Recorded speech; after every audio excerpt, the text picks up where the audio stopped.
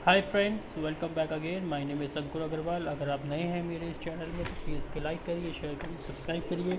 Again I have come back to the NSU website and I would like to explain the market scenario today. मैं आज market scenario के बारे में आपको बताऊंगा कि कौन कौन से शेयर्स ने कितना परफॉर्म किया है और वो क्यों परफॉर्म किया है, उसका क्या रीज़न रहा है और अपकमिंग मार्केट में जो शेयर्स हैं उसका क्या परफॉर्मेंस रहेगा वो आपसे प्रोडिक्ट कर सकते हैं। इसका कोई श्योर शॉर्ट आंसर नहीं है, ये सिर्फ आपके एजुकेशन पर्पज़ के लिए है।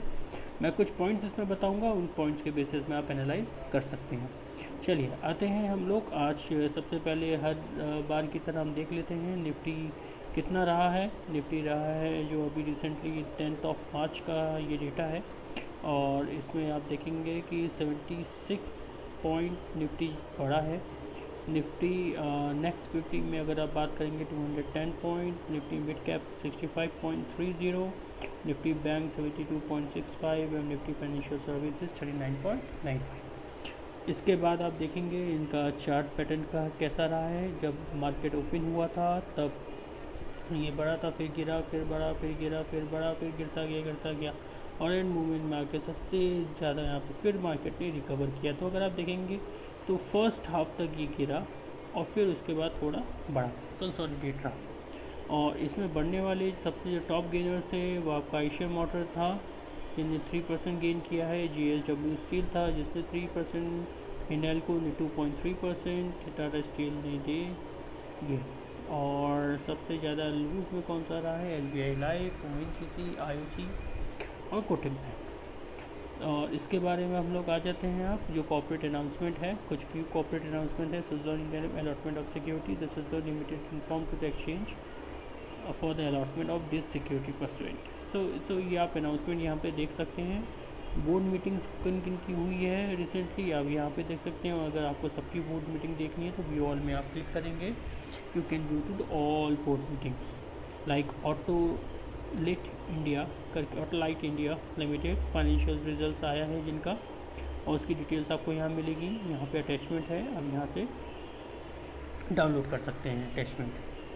तो ये ऑटो इंडिया लिमिटेड का है, इनकी बोर्ड मीटिंग है। This is the reference of the notice और this meeting for the director of the company approve for the consolidated unaudited financial result. तो क्वार्टर रिजल्ट के बारे में इन्होंने अपनी एक मीटिंग करी है। इसी तरीके से इनका फाइनेंशियल रिजल्ट ऑटोलाइट इंडिया का फंड रेजिंग के लिए डिविडेंड के बारे में देख लें। गेल इंडिया के डिविडेंड के बारे में क्या कहा रहे हैं, क्या कह रहे हैं।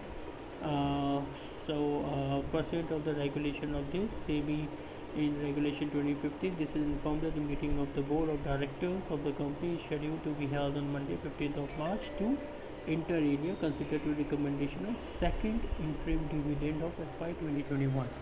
For this purpose second interim dividend is so approved for the recorded date on Tuesday 23rd of March. तो 23rd of March को खुशखबरी आप लोगों को मिलने वाली है, आप लोगों को एक डिविडेंड मिलेगा अगर आपके पास गेल का शेयर है तो। इसी तरह के नेशनल एल्यूमिनियम कंपनी लिमिटेड, इसके बारे में देख लेते हैं। इनका भी 15 मार्च में मीटिंग होने वाली है इसी डिविडेंड के regarding. So in terms of 29 SEBI 2014 invented the meeting of the board of director company to be held on 15 March inter alia for second interim dividend. तो अगर आप देखेंगे तो यहाँ पर आपको कई सारे ऑप्शंस मिल जाएंगे कि किन किन कंपनी का डिविडेंड आने वाला है। ऑल कार्गो लॉजिस्टिक लिमिटेड, इनका भी डिविडेंड आने वाला है। BPCL का भी डिविडेंड आने वाला है। IOCL का भी डिविडेंड आने वाला है। तो इस तरीके से आप देखेंगे तो आपके मार्च में 15th ऑफ मार्च और इन सब की जो मीटिंग्स हैं ये पेंडिंग है। ये मीटिंग होने के बाद ये डिविडेंड की डेट क्लियर हो जाएगी। सो अगर आप यहाँ पे चाहेंगे तो 1 वीक का भी डेटा आप देख सकते हैं कि इस वीक में किन किन लोगों ने डिविडेंड दिया है और किन किन लोगों को डिविडेंड देना बाकी है। इसी तरीके से आप यहाँ पर सेट कर सकते हैं। तो I think so this is most important thing. आज हम देख लेते हैं कॉर्पोरेट डायरेक्टरी में हमारे इवेंट कैलेंडर्स में क्या क्या है। इवेंट कैलेंडर में से देखेंगे तो रैमको सीमेंटेड लिमिटेड ने 12 मार्च को डिविडेंड डिक्लेयर किया देगी। अगर आपके पास शेयर नहीं है तो इसके बारे में थोड़ी एनालिसिस कर लीजिएगा।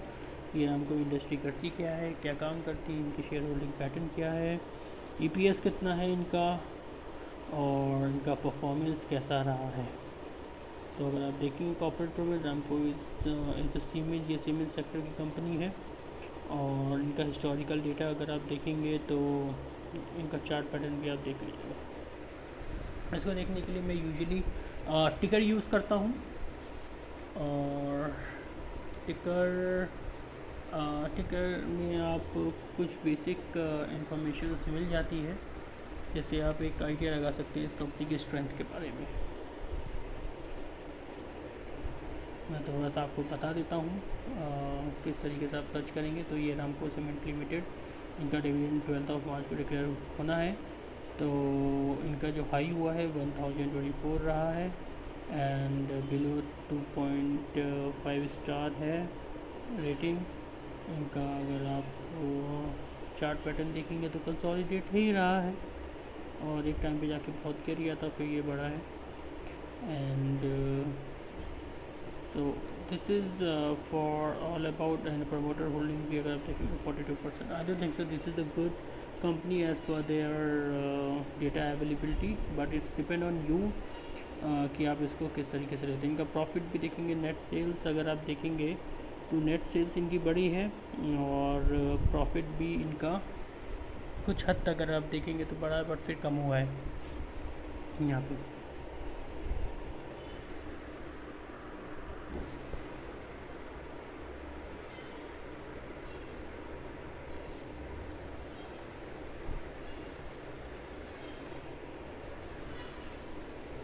ठीक है, चलिए आई थिंक इस कंपनी के बारे में तो आपको इन्फॉर्मेशन मिल गई। अब मैं दूसरी कंपनी के बारे में देख लेता हूँ। IRFC अगर आपके पास है तो इनका भी कुछ डिस्कशन होने वाला है। कोटक महिंद्रा बैंक, इन्होंने डिविडेंड अपना डिक्लेयर किया है। सो आप यहाँ पे जाके देख सकते हैं दोस्तों। I think this is the fruitful information to all of you bye today itself, and if you want to like more informations please stay on my YouTube channel Education Research। मैं इसी तरीके से कई सारे वीडियोस लेकर आता रहूँगा। मैं आपको सिर्फ ये आइडिया देना चाहता हूँ कि आप किस तरीके से कंपनी के कॉर्पोरेट एक्शंस को ट्रैक कर सकते हैं। Thank you so much. Please like share subscribe and comment.